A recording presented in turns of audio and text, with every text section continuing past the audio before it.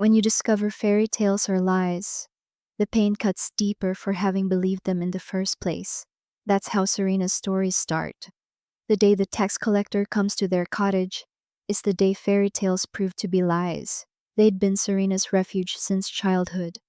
These stories of common girls rescued by handsome princes, of magic transforming the ordinary into extraordinary. Growing up, she'd clung to the foolish hope that perhaps a kind fairy would come help her one day, that someday her empty womb would quicken with life, that the shame of her barrenness would transform into the joy of motherhood. But hope was a treacherous thing, as it turned out, because when it's finally crushed, you suffer not just the pain of your circumstances, but the ache of having dared to dream at all. Chapter 1. The tax collector's golden eyes shone in the dim light of their cottage, his huge body blocking the sunlight from the doorway.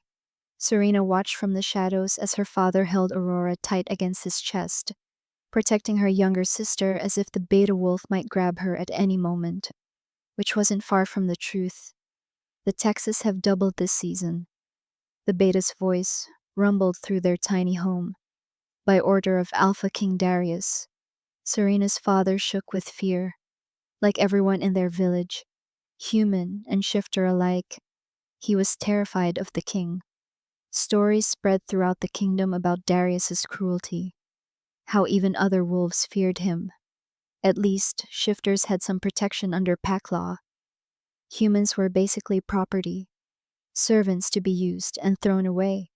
And Serena, she was considered even worse than human, born to shift her parents, but unable to shift herself. She was her family's shame twice over, first for being wolfless, then for being barren, cast off by her mate after 5 years of failed attempts to conceive. Her father had taken her back with bitter reluctance, another mouth to feed with no doughy to show for it. The village whispered that her defects ran deeper than anyone had known. "My lord," her father's voice cracked. "We've had a poor harvest. If you could grant us more time, you know the penalty for failing to pay." The beta's eyes fixed on Aurora, who whimpered and pressed closer to their father. "The king requires new slaves. This one will do nicely." Serena's body tensed. Everyone knew what happened to King Darius's slaves. They disappeared into his dark castle and were never seen again. But she's promised to be mated. Their father protested. "She has a strong wolf. She'll bear powerful cubs for the pack." He stopped suddenly, and Serena's heart sank as his gaze darted to where she stood in the shadows. "Take my eldest daughter instead." The beta sneered. "You offer the king a defective half-breed. She's already proven useless for breeding," her father said, the words hitting Serena like physical blows. Her own mate cast her off. "She's perfect for a slave, practically human already and barren besides. No loss to the pack. No loss to the pack," the beta repeated cruelly. "But then what gain to the king?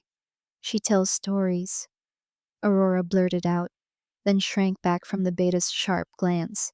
"Beautiful stories." Serena closed her eyes briefly. How many times had they mocked her storytelling, called it a shameful human habit beneath the dignity of their kind? Yet now they offered it up like a prize, the only value they could find in their broken daughter. "Show him, Serena." Her father grabbed her arm, shoving her to her knees. "Tell him yourself."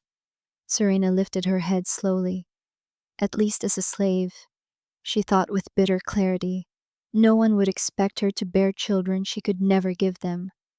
I would be honored to serve Alpha King Darius in any way he wishes, my lord," she said. The beta studied her for a long time. There was something calculating in his gaze that made her skin crawl. Finally, he nodded. "Very well. The defective one will do." Outside, he shifted into his massive wolf form, dark fur gleaming in the afternoon sun. As they left her village behind, Serena didn't look back at her family. She'd learned long ago that stories were the only escape that mattered.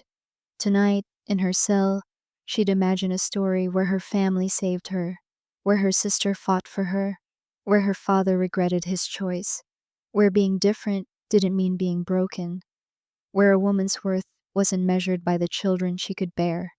She was good at making up happy endings, even if they never came true, especially because they never came true. Chapter 2. When the sun rose, Serena caught her first glimpse of Alpha King Darius's castle, towering against the bright morning sky. Its white marble towers shone brilliantly in the sunlight, like something from an ancient legend. It was more stunning than anything she could have imagined, yet its flawless appearance made her uneasy. She knew from stories that breathtaking beauty often hid dark secrets behind elegant walls. The beta wolf who brought her there shifted back into human form and grabbed her arm. "Move," he ordered, leading her not through the grand entrance, but down a narrow side path beneath the castle. They entered through a servant's entrance, going deep underground to a chilly stone chamber where 5 other girls huddled together, all looking frightened and exhausted. Serena kept her face blank. She refused to let them see her fear.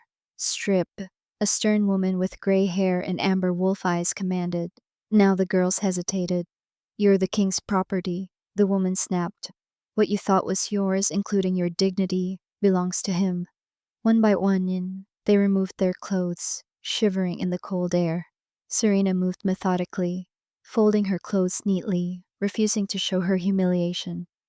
Into the washing chamber, the woman directed them next. They were led into another room, where servants doused them with ice-cold water. Serena gasped as the first bucket hit her, the shock of it stealing her breath. Rough hands scrubbed every inch of her skin with coarse soap until it felt raw. Her hair was washed twice, then combed painfully to remove every tangle. "The king won't have dirty village filth in his castle," the gray-haired woman explained, watching their discomfort with clear enjoyment. "Though I doubt any of you will last the month. You're hardly the beauties he usually prefers." One girl began to cry silently. "Save your tears," the woman sneered. "King Darius is not known for mercy. Learn your place quickly or face punishment." They were given plain gray shifts to wear and instructed on castle rules, who to speak to, where not to go, and the consequences of disobedience. "Tonight," the woman's voice dropped, "one of you will serve the king's special guest." The way she said "special guest" made Serena's stomach knot. Images flashed through her mind, being thrown to hungry wolves, or offered as some kind of sacrifice. "The king himself will select which of you has the honor," the woman concluded, looking them over like meat at market. "You'll be presented to him shortly. Try not to embarrass yourselves." They were led up a narrow staircase to a small antechamber with a polished floor. Told to line up and keep their eyes downcast, they waited in tense silence. From beyond the door came the sounds of approaching footsteps. The atmosphere in the room shifted instantly. The severe woman who had been tormenting them moments before went rigid, her earlier confidence evaporating completely. A hand pressed roughly on the back of Serena's neck, forcing her head lower. "His Majesty, Alpha King Darius," announced a voice. The marble floor beneath Serena's bare feet seemed to vibrate with each step he took as he moved closer. She kept her eyes fixed on the floor, but the air grew heavy, charged with power that pressed against Serena's skin like a physical touch. "The new arrivals, Your Majesty," said a male voice, tight with deference, "for your special guest's requirements." A long silence followed. Serena could hear the frightened breathing of the girls beside her, one of them trembling so violently that Serena could feel it through the floor itself. "They're all cowering," came a deep voice that resonated through Serena's very bones. It held neither cruelty nor compassion, just a weary disappointment, as though this was exactly what he'd expected. "How tiresome," the king added. Something in that voice, its casual power and natural authority, made it impossible for Serena not to look. In all the books she'd secretly hoarded and read by candlelight, kings and princes were described with such grandeur. She'd always wondered if real royalty could possibly live up to the heroes of legend. Despite her fear, curiosity won out.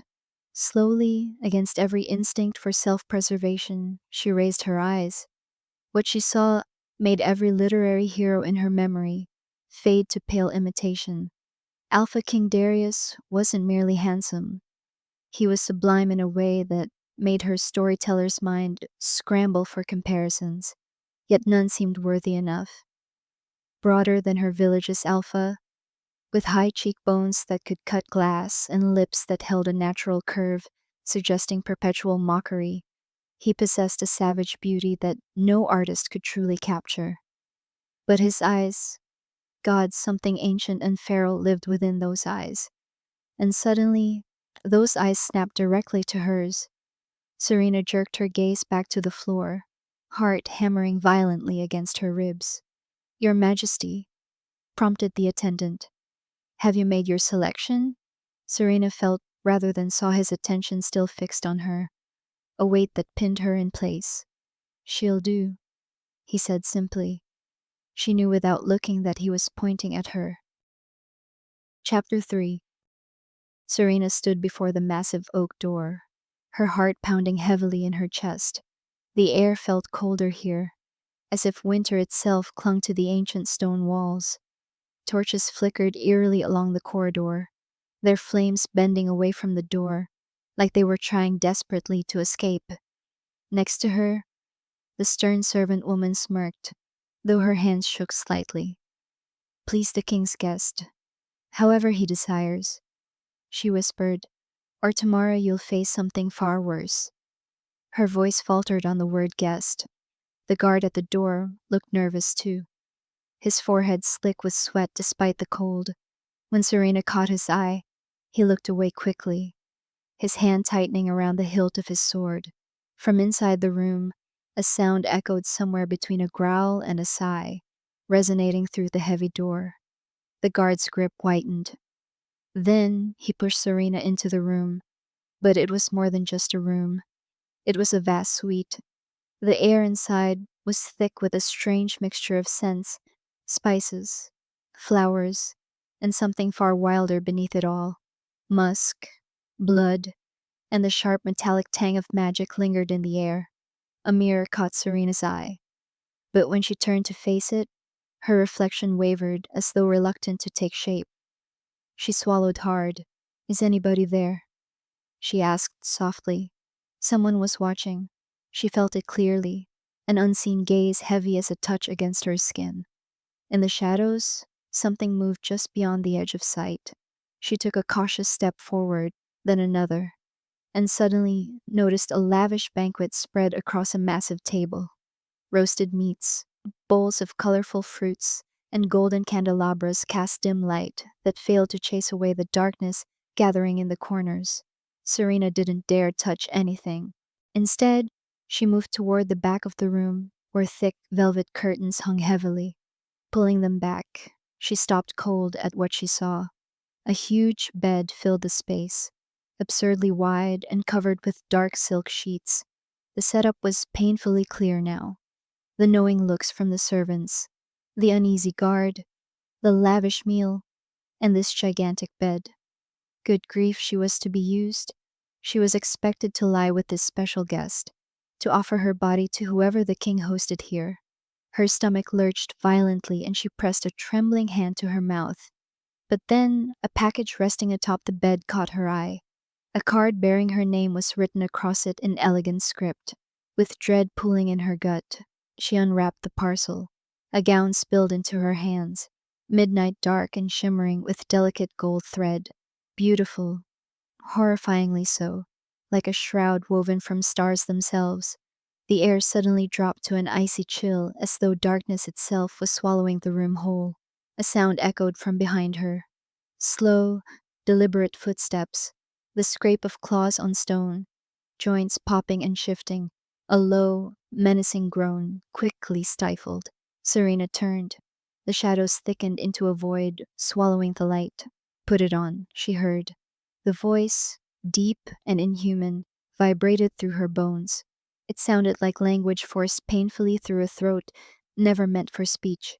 Swallowing hard, she retreated behind a dressing screen, her fingers fumbling nervously with the gown's fastenings. The fabric slithered over her skin like cool water. She found a necklace waiting beside it, a collar of diamond stars glittering faintly in the dim light. Should I wear this too? She whispered. Silence. Then, closer now? Yes? Serena clasped it around her throat. The weight felt strangely suffocating. She stepped from behind the screen. The dining room seemed empty, but the presence remained. Please eat. She hesitated before selecting a piece of bread, her fingers barely trembling. The rich flavors turned to ash in her mouth. Behind her, something moved. A shadow fell across the table. Do you like the dress? Yes, she managed, her voice barely above a whisper. Stand. Her knees wobbled as she obeyed. The creature moved forward, revealing its hand. Except it wasn't truly a hand, but a massive grotesque appendage with long fingers ending in razor-sharp claws. Turn around, the beast said. She did slowly. Her gaze traveled upward and upward still. The sight before her was staggering. A figure stood there too massive, too distorted for this world. Its muzzle bristled with jagged teeth, its body twisted by agony and fury. Serena's lips parted, a scream building within her. But instead of a cry, what slipped out was, Were you cursed? The beast recoiled as if struck. I'm sorry, she said quickly. That was presumptuous. No, the voice was quieter now, almost resigned. How did you know? She hesitated. I've read many stories about curses. One about a royal twisted into brambles by a jealous witch. She stopped herself awkwardly. I'm ramblin'. No, the beast's gaze locked onto hers. Go on. So she did. One tale, then another. Speaking of monsters and spells, of humanity hidden beneath horror. Hours passed. The candle scuttered low. Thank you for your company, it rumbled at last. Its voice softer now, almost reluctant. Relief flooded Serena. It hadn't been so terrible after all. She had survived the night with the only thing she truly possessed. Stories. Then will you be my wife? Serena's breath stilled. I I cannot, she whispered, horrified. The beast rose, towering over her. Then I have no use for you, it said. The finality in those words sent ice through Serena's veins. Would the king have her executed for displeasing his monstrous companion? Panic clawed at her throat. But in that moment, her storyteller's mind worked faster than her fear. I am held by those who cannot touch me, broken by those who never speak me, and kept by those who never sought me. She blurted out, words tumbling forth. Kings command me, but I command fate. What am I? The beast paused, massive head tilting slightly. What is this? It growled. A riddle, Serena said, her voice steadier now. From a story I know. She lifted her chin, summoning every ounce of courage she possessed. If you can solve this riddle, then I will be yours, she told the beast. And if you cannot, then until you do, I hope you will allow me to return and tell you more stories. The creature stared at her for what felt like eternity.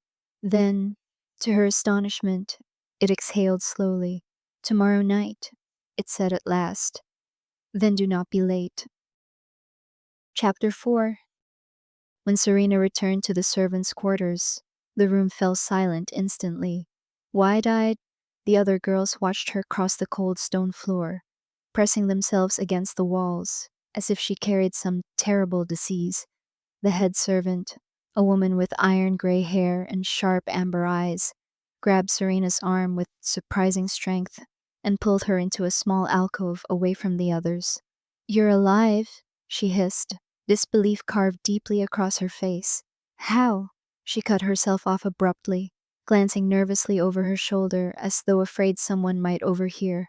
Say nothing to anyone, not a single word. Do you understand? The king will see you at noon. Serena nodded slowly, noticing how the woman's fingers trembled despite her stern demeanor. Her safe return had clearly shaken the castle's fragile sense of order. Sleep was elusive that night. Her dreams were haunted by amber eyes, whispered riddles, and in the strange sadness hidden beneath the beast's terrifying form. She was jolted awake by rough hands. The sun was already high in the sky, A guard stood over her, his face unreadable beneath his iron helmet. "The king demands your presence," he stated flatly. "Now." She followed him through a labyrinth of corridors and unfamiliar staircases to a private chamber. Not the throne room she expected, but a study filled from floor to ceiling with books and ancient scrolls. Inside, Alpha King Darius stood against a massive window bathed in sunlight. Only two others were there: Birdie, who avoided eye contact completely, and a man who looked like a seasoned warrior, likely the king's beta. Darius's eyes tracked Serena the moment she entered, studying her with cold calculation. Up close, the beauty that had struck her before seemed even sharper, more dangerous in the daylight. Not a single imperfection marred his features, as if the gods themselves had carved him from marble and forgotten to make him human. "So," he began, his voice a smooth mixture of velvet and steel, "you met my guest. What did you think?" Serena lowered her gaze, bowing slightly. "He was generous to me, as was your majesty for choosing me as his slave." A flicker of curiosity, or perhaps suspicion, crossed Darius's face. "And that is all you have to say?" he probed lightly. "His majesty's guest has requested my presence again tonight," she answered softly, carefully keeping her head down. Darius moved closer, his presence almost predatory. "Will you go?" he asked, a mocking smile touching his lips. "If it pleases your majesty. I am indifferent to whether you or another entertains that thing," he said dismissively. Serena couldn't completely hide her reaction to the word thing. Darius noticed immediately. "Does my choice of words disturb you, slave?"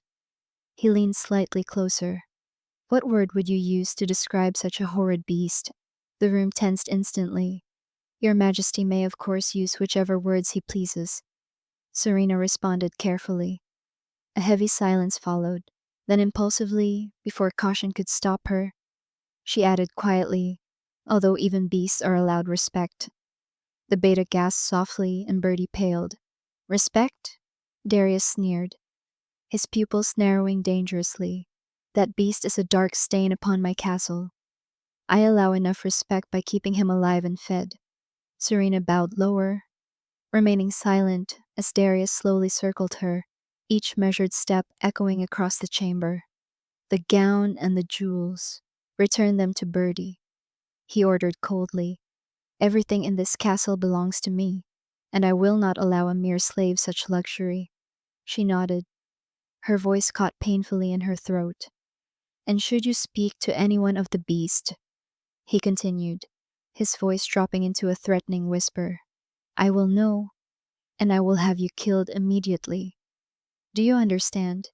"Yes, your majesty," she murmured, bowing again. He studied her for a moment longer, unreadable and distant, before dismissing her with a careless wave. "Get her out of my sight." That night, as the castle fell into darkness and silence once more, Serena was led again toward the massive oak door. This time, the guard didn't meet her eyes at all. Chapter 5.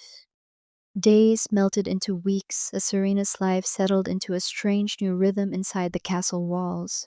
Nights were spent in the beast's chambers, while her days were filled with the endless duties of a castle slave. Each evening followed the same familiar pattern. A beautiful gown awaited her. A lavish feast was laid out beneath candlelight, and she told stories until the candles burned low and the shadows deepened around them. "What tale do you have for me tonight?" The beast would rumble, settling his massive form across from her. She would weave her stories carefully, always making certain to leave them unfinished. And then, just as she paused, he would press for more. "Tomorrow," she would promise with the faintest hint of a smile. By day, however, her life was entirely different. Though permitted to sleep later than the others, by noon she was on her knees scrubbing stone floors, her fingers left raw from lye soap and freezing water. "Missed a spot," Birdie would say sharply, pointing to an invisible imperfection. "Start again." The other servants avoided her now, their earlier curiosity having twisted into something uglier. "Disease carrier," whispered a kitchen maid one afternoon. That's why she's still alive. She thinks she's better than us now, an older servant muttered bitterly. The king's favorite. Serena endured their words in silence. Being alone was nothing new to her. She had lived most of her life isolated from everyone around her. Occasionally, she would encounter King Darius in the corridors. Sometimes, he ignored her entirely. Other times, his perfect lips curled faintly in disgust. Still alive, I see, he remarked once coldly. My guest must have peculiar tastes. The servants whispered about him constantly, always in hushed, fearful tones. He killed his own father, they say, an elderly gardener confided one evening. I heard it was his mother who died first, came the uneasy reply. More rumors spread through the castle of rivals who challenged him and were never seen again, of servants executed for trivial mistakes. Whether true or not, fear of Alpha King Darius lingered heavily in every corner of the castle. Her days were far from pleasant, but her nights, Serena found herself almost beginning to enjoy them, though after weeks of borrowed tales, her collection of stories slowly began to run thin. I'm not sure I have a story tonight, she admitted one evening. The beast tilted his head slightly. You always have a story. Serena hesitated. The books she'd read in her village had been few and precious, her father unwilling to waste money on more.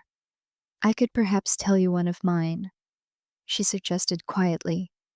Yours? The beast went completely still. That night marked the beginning of a transformation between them. No longer was she merely reciting stories written by others. Now she was creating them, and the beast became her first true audience.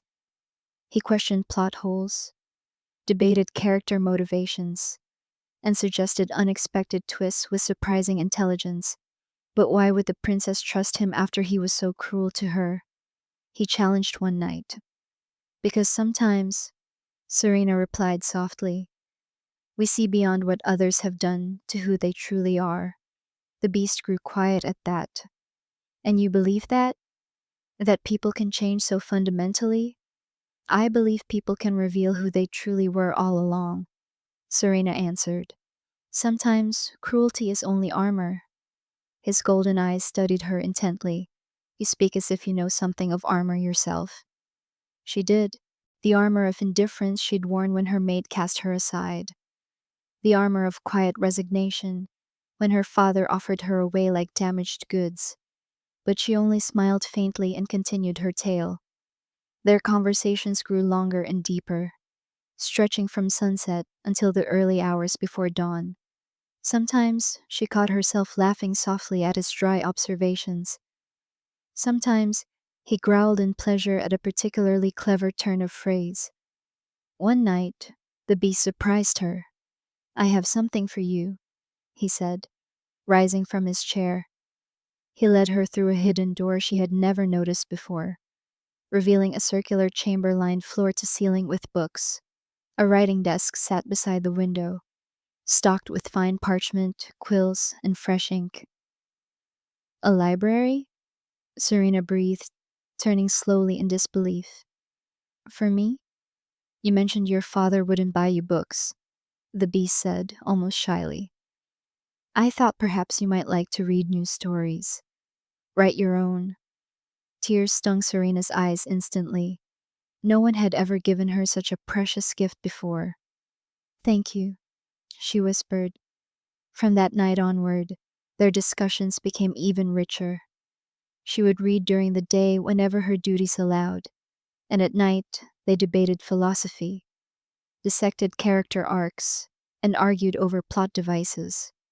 Your heroine is too forgiving, he said one evening as she read from a story she'd written. No one forgives so easily.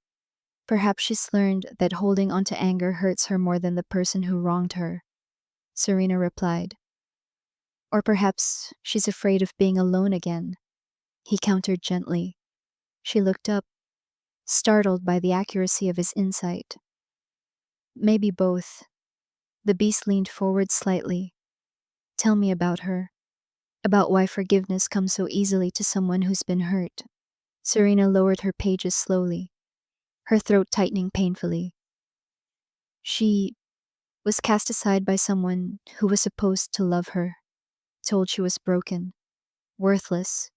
Her voice softened. When someone finally shows her kindness, she's terrified of losing it. Why was she cast aside? The question lingered heavily between them. Serena's hands trembled slightly as she folded them together in her lap. She couldn't give him what he wanted most. She admitted quietly. A child. She swallowed hard. She tried for 5 years, but her body, it wouldn't cooperate. So he called her defective and sent her back to her father like a broken tool. The beast's sharp intake of breath made her look up. His golden eyes blazed with something fierce and protective. He was a fool, he said roughly, emotion thick in his voice, to cast aside someone so precious for something beyond her control. Was he? Serena asked softly, tears threatening to spill. In our world, what is a woman who cannot bear pups? What purpose does she serve? What purpose? The beast rose suddenly, pacing toward the window. She tells stories that make the darkness bearable. She sees past the monster to the soul within. She brings light to places that have known only shadow. Serena quickly wiped at her eyes. At least you won't want to marry me now, I imagine, she said with a broken laugh. Now that you know, I'm truly as defective as they say. The beast whirled around, his massive form trembling with intensity. Serena, I would count myself the most fortunate creature alive if you would have me. Child or no child, you are. He stopped abruptly, as if catching himself before saying too much. You are worth more than a kingdom of queens who possess everything except your gentle heart. He finished quietly. Heat flooded Serena's cheeks, her heart pounding wildly against her ribs. No one had ever spoken to her with such sincerity, such fierce conviction. I I don't, she stammered, looking away from his burning gaze. Her fingers fidgeted nervously with the hem of her gown, suddenly aware of every inch of space separating them. You don't have to say such things just to be kind. I'm not being kind, he said softly, his voice rough with emotion. I'm being honest. She ducked her head, overwhelmed by the weight of his regard, by the way he looked at her as though she were something precious rather than broken. For perhaps the first time in her life, Serena was truly happy. The castle that had once seemed like a prison now felt closer to a sanctuary. Only one shadow darkened her growing contentment. A single question that came every night. Will you be my wife?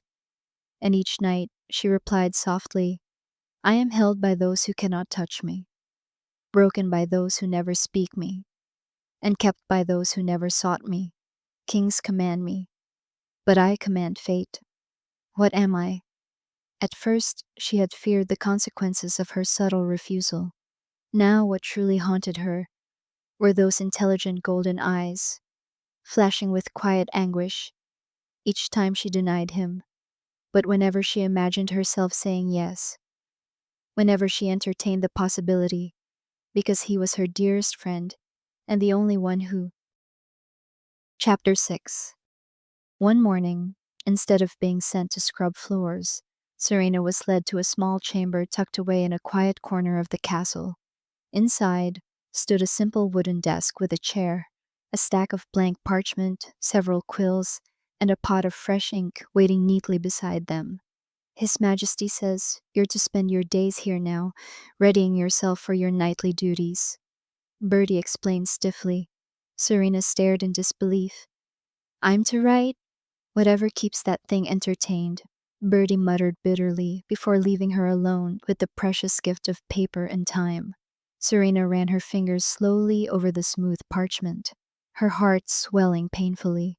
No one had ever given her such a gift before. In her village, paper was scarce, and ink was a luxury her father would never waste on her stories.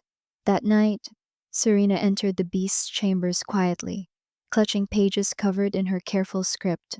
The usual words of greeting died on her lips as unexpected emotions swelled inside her chest. I wrote something different tonight, she said softly. May I read it to you? The beast settled his massive form across from her, the chair groaning beneath his weight. Please, her voice wavered as she began. Once there lived a girl born without a wolf. In a village where everyone could shift, she alone remained human, trapped forever in a single skin. Serena paused, swallowing hard. Her father called her defective. Her sister pretended not to know her when others were watching. The village children threw stones and called her half-breed. The beast remained motionless, only his golden eyes betraying his attention. Each night, she escaped into stories, creating worlds where she belonged, where being different wasn't a curse.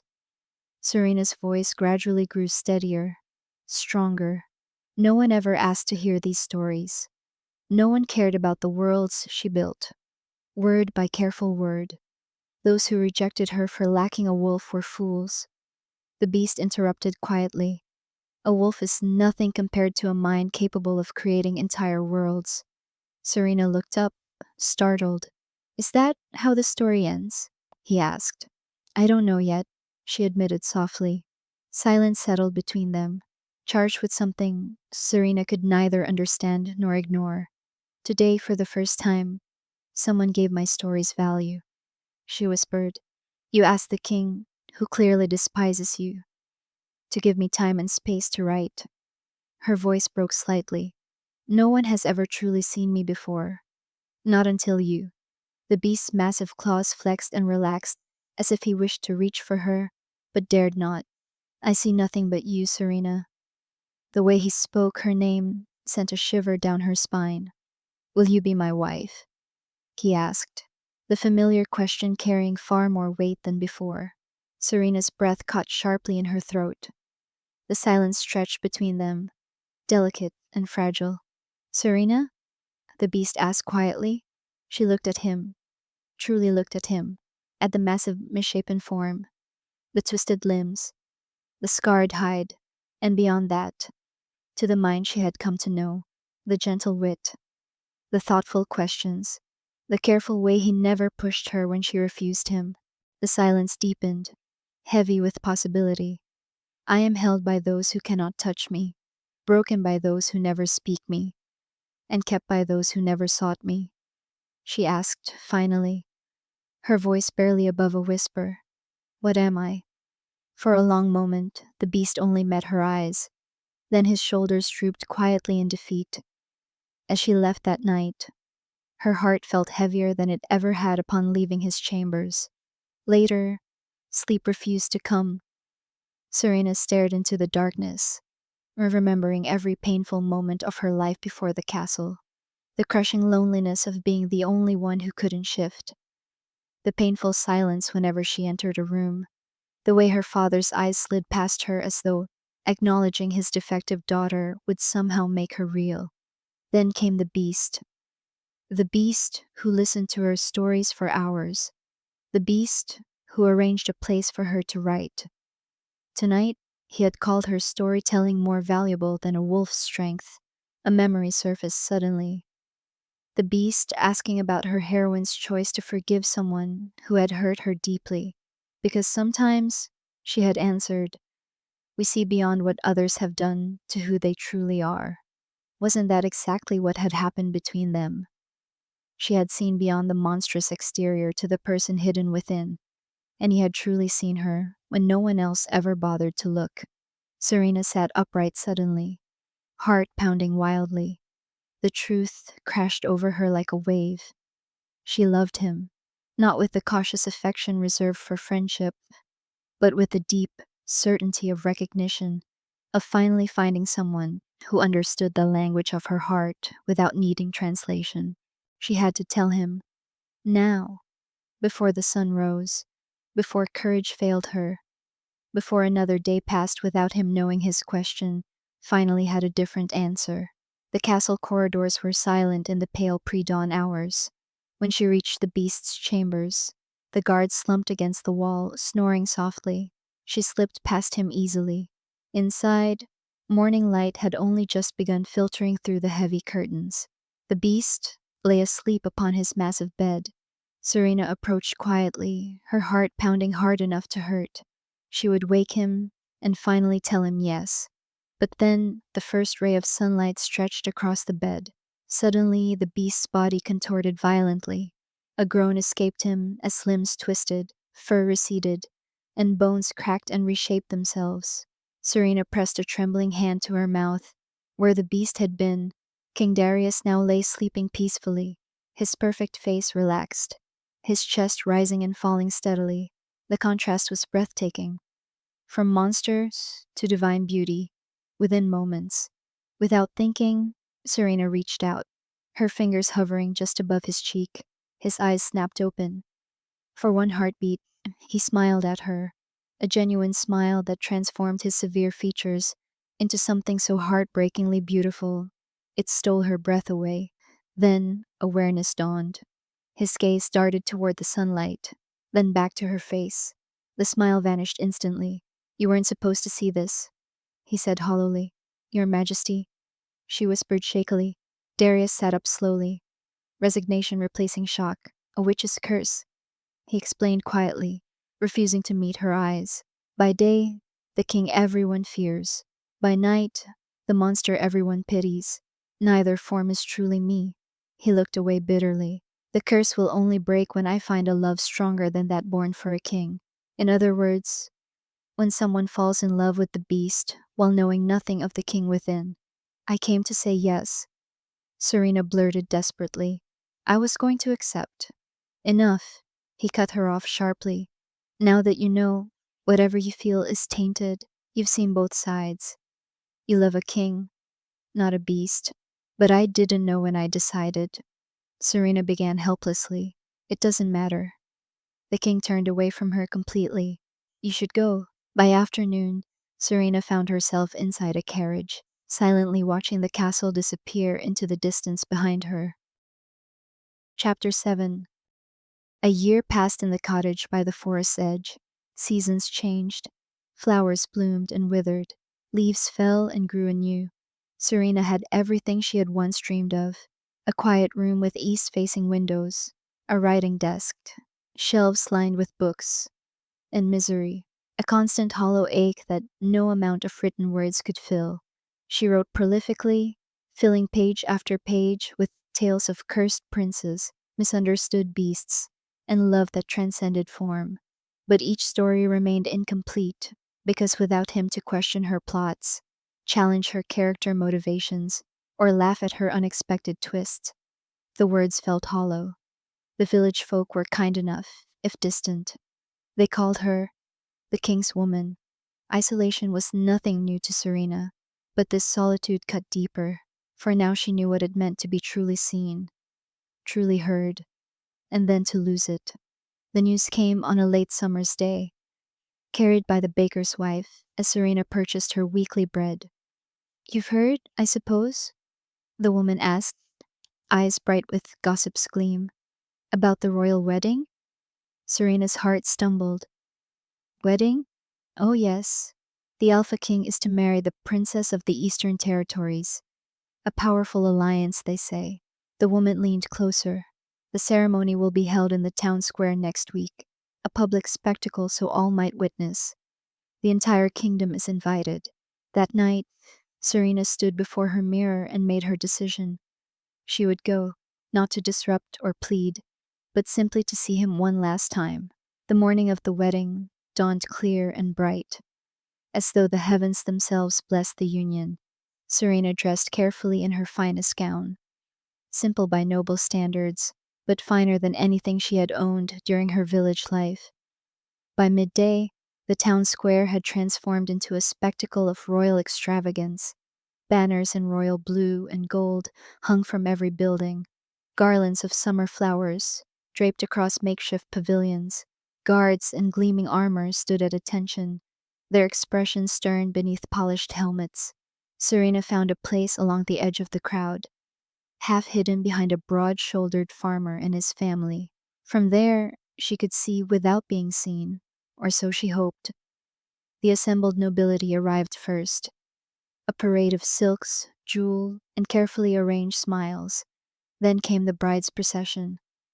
The princess was everything Serena was not: tall, imperious, and carrying the effortless grace of someone born into power. The crowd sighed in admiration.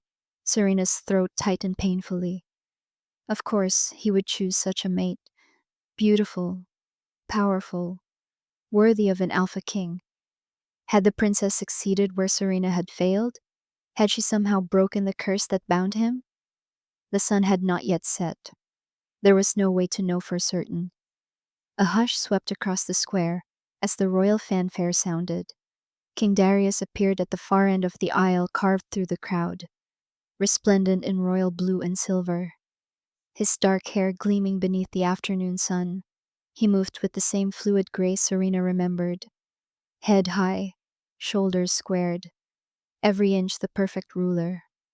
But Serena saw what others did not: the slight tension around his eyes, the careful blankness of his expression, the way his hands curled briefly into fists at his sides before he forced them to relax. This was not merely the cold, flawless king the crowd admired. This was her beast, the one who had listened to her stories deep into the night, the one who had given her parchment and quills, the one who had asked her again and again to be his wife. As Darius took his place at the altar, waiting for his bride, something inside Serena's chest cracked painfully open. She knew him, truly knew him in a way this princess, with her perfect lineage and polished beauty, never could. She knew his wit, his hidden gentleness, the way his eyes lit up at a clever plot twist, the way he grew silent when deeply moved by a story's turn. Near her, a burly man shifted suddenly, drawing Serena's attention. Something about his movements seemed wrong, too controlled, too deliberate. His eyes scanned the guards with quiet calculation. With a start, Serena realized he wasn't watching the ceremony at all, but studying the security arrangements. Across the square, she spotted another man doing the same, one hand resting far too casually near a concealed weapon. A chill ran down her spine. Something was wrong. The royal officiant began the traditional vows. Serena watched through a veil of tears as Darius stood rigid beside his bride, his face a perfect mask of composure. Then suddenly, inexplicably, his gaze lifted from the princess and swept across the crowd. Their eyes met. For one heartbeat, his perfect composure shattered. Pain flashed openly across his features, raw and unguarded. His face paled slightly, his lips parting as though he might speak. Then, with visible effort, he tore his gaze away and returned his attention to the princess beside him. Serena forced her lips into a trembling smile, hoping he had seen it. Hoping he understood, she wished him happiness, even as her own heart crumbled quietly to dust within her chest. The vows continued. The sun inched lower in the sky. The suspicious men in the crowd shifted subtly into new positions. And then chaos erupted. Chapter 8. The first scream split the air like lightning. Then came the clash of steel, the snarls of shifting wolves, and the thundering of boots as royal guards rushed to protect their king and his bride. Protect his majesty. The captain's voice rose above the chaos. Guards surrounded Princess Ara, whisking her away through a side street, but Darius remained. He drew his sword, the blade flashing beneath the late afternoon sun. All around Serena, people shoved and pushed in blind panic. Someone knocked her hard to the ground. From her position on the cobblestones, the battle took on a nightmarish quality. Some attackers shifted, their bodies contorting as fur erupted from skin. Massive wolves leapt into the fray with bared fangs. Royal guards transformed to meet them. The conflict escalated from swordplay into a primal war of beasts. But Darius fought with steel alone, and he fought with the same grace Serena had seen in the beast. different forms, same soul. An archer on a nearby roof took aim at the king's unprotected back. Without thinking, Serena burst from hiding. She raced across the blood-slicked cobblestones, colliding with Darius, just as the arrow whistled through the air where he had stood moments before. They crashed to the ground together. His eyes, those familiar eyes she had gazed into for so many nights, widened in shock. "Serena," he breathed. "You were about to be shot," she replied, gesturing toward the rooftop. Darius shoved her protectively behind him. "Go, please," he urged. His beta appeared beside them, blood streaking his face. "Your Majesty, the sun, you must retreat now." Serena glanced westward. The sun hung low, a bloated red orb only minutes from disappearing beneath the horizon. The curse wasn't broken. The beta tugged urgently at Darius's arm. "My lord, there's no time." A massive wolf lunged at Serena, knocking her violently to the ground. Teeth snapped inches from her throat. She twisted desperately, fighting back, but the wolf's crushing weight pinned her down completely. Another attacker standing nearby spoke for him. "Stand down, Your Majesty," he called, voice distorted. "Or watch her die." Darius froze, sword half raised. The beta grabbed his arm again. "My lord, the sun, you must go. Let her go," Darius commanded, his voice deadly calm. The sun touched the horizon. Its lower edge disappeared. "My king," the beta pleaded. "There's no time." Darius shook him off, eyes never leaving Serena. Something shifted in his expression. "Take her?" The attacker growled, dragging Serena backward. "No!" Darius roared, lunging forward. The sun vanished completely. Darius stumbled, a cry of pain tearing from his throat. His sword clattered across the cobblestones as his body contorted violently, the fine wedding clothes straining at the seams. Gasps and screams erupted all around them as nobles and commoners alike witnessed their king's transformation. His spine arched unnaturally. Bones cracked and shifted. His perfectly handsome face elongated, teeth sharpening, jaw unhinging. Fur erupted across his skin while scales formed in patches. His elegant fingers curved into razor-sharp claws. The crowd recoiled in horror. Princess Ara, who had been fighting against her guards to return, froze at the sight. Her face draining of color, but Darius paid them no attention. His focus remained entirely on Serena. The beast that was Darius launched himself at her captor with terrifying ferocity. No hesitation, no concern for who witnessed his monstrous form. Only rage at the threat against Serena. The attacker released her, shifting fully to meet this new threat, but he was no match for Darius's beast form. Around them, the battle slowed as even the attackers gaped in shock at the revelation. Royal guards regained control, driving back the remaining rebels while Darius tore into their leader. It ended quickly. The attacking alpha lay dead, and in the center of the ruined town square stood the beast, massive, grotesque, covered in blood not his own, golden eyes sweeping across the horrified crowd. Then he staggered, a pained growl escaping him. Blood seeped from a wound where an arrow had finally found its mark. His massive legs trembled. Serena approached the beast, her king, without fear. "You're hurt," she whispered softly. "I'm sorry," she breathed, tears filling her eyes. "I'm so sorry they saw. This is my fault." The beast shook his massive head. "I don't care what they saw," he growled painfully, "or what they think, as long as you're safe." Serena placed her hands gently on either side of his monstrous muzzle. "I love you," she said. "Beast or king, I love you." Something changed instantly in the air. A charge like lightning before a storm. Light began emanating from within him, pulsing brighter with each labored breath. The transformation began. Fur receded, bones shifted.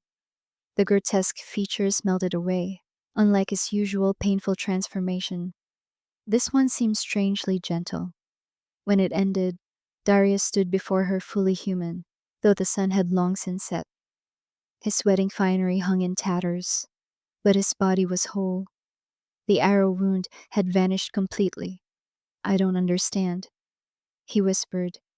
The curse?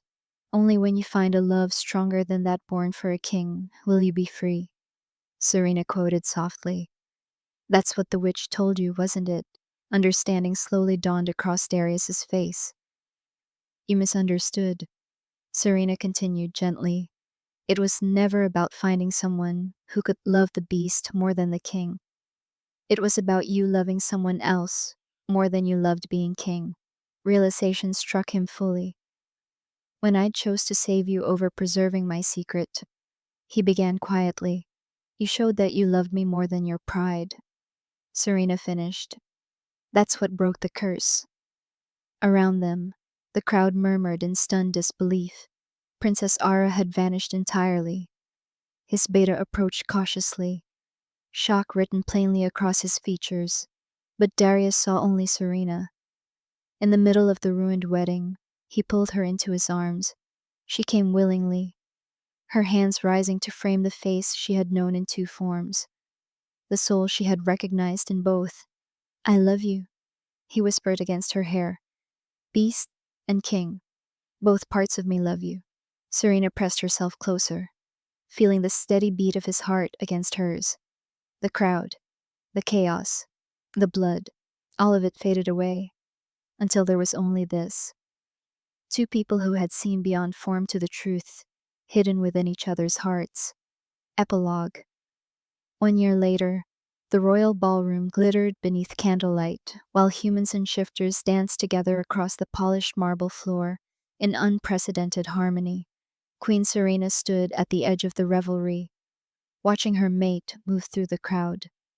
No longer did fear follow in his wake. Instead, smiles and genuine bows greeted Alpha King Darius wherever he walked. So much had changed in a single year. The castle that had once been filled with whispered terrors now opened its doors freely to all. The servants no longer cowered. The cruel hierarchy that had kept humans beneath wolves dissolved beneath their shared rule. After the wedding day revelation, many truths came to light. Darius had never been truly cruel, only desperate to keep his curse hidden, preferring to be feared rather than closely observed. Those servants who had attended his special guest and never returned had simply been relocated to distant villages with generous pensions to ensure their silence. The truth behind the curse spread quickly. How a witch, scorned by his younger self, had split him in two, forcing him to spend half his life as the very thing he feared most. A beast who could never be respected, only feared. A fitting punishment for a prince who once valued appearance and power above all else. But the breaking of the curse transformed more than just Darius. It transformed the kingdom itself. And then there was the miracle that still filled Serena's heart with wonder. 3 months after their wedding, she had felt the first flutter of life within her womb. The physicians had been baffled. The same woman once declared barren, now carried not one, but two healthy babes. The prince and princess now slept peacefully in the royal nursery above. Serena liked to believe it was love that worked the miracle. Her husband had married her, fully believing she might never give him an heir. He chose her despite what the world called her greatest failure. Perhaps that kind of love, pure and unconditional, had been powerful enough to heal what everyone believed permanently broken. Serena paused as she neared her husband, overhearing his conversation with a visiting diplomat. A riddle, Your Majesty? The diplomat was saying. They say you're quite skilled at them. I enjoy a good puzzle, Darius admitted with a smile. Very well. I am held by those who cannot touch me, broken by those who never speak me, and kept by those who never sought me. Kings command me, but I command fate. What am I? Serena froze, her breath catching. Her riddle, the very one she had posed on that first terrifying night when she'd been certain she would die. Darius's eyes flickered toward her, a small smile playing at his lips. That's simple, he replied smoothly. I promise. The diplomat laughed in admiration before drifting away toward another conversation. Serena approached slowly, unable to hide her surprise. You knew the answer, she whispered. All this time, Darius took her hand gently, bringing it to his lips. Since the first night you asked me. But you said you didn't. I didn't want to force you to marry me. Curse or no curse. He drew her effortlessly onto the dance floor, their movements falling perfectly into sync. I love you, he murmured against her temple. My storyteller, my queen. And I love you, Serena replied softly. My beast, my king, one soul, in perfect harmony at last. Love never sees appearances. It sees the heart. Serena and Darius's story may end here, but their love will live on forever. If you enjoyed the video, don't forget to like, comment, and subscribe. See you again in the next video with another mysterious story.